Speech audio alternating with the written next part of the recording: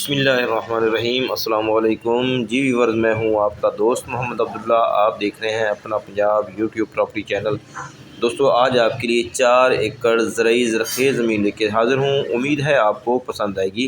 जी दोस्तों, ये डिस्ट्रिक्ट खानेवाल की ये ज़मीन है, ज़रख़ेज़ है, ज़ेर ज़मीन मीठा पानी है, सालाना नहरी पानी 20 मिनट पर एकड़ का है।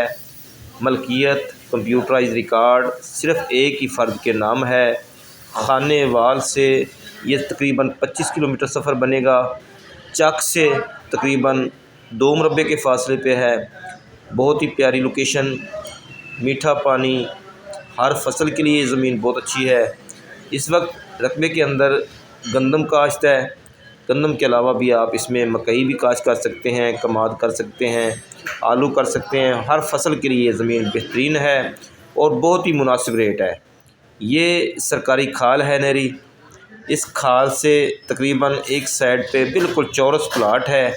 तो दोस्तों, इसकी जो मालकान की फ़ाइनल डिमांड है वो है 21 लाख पर एकड़ के हिसाब से। इस इलाके में वैसे भी ये ठेका चल रहा है 1,20,000 1,10,000 पर एकड़ के हिसाब से ठेका चल रहा है।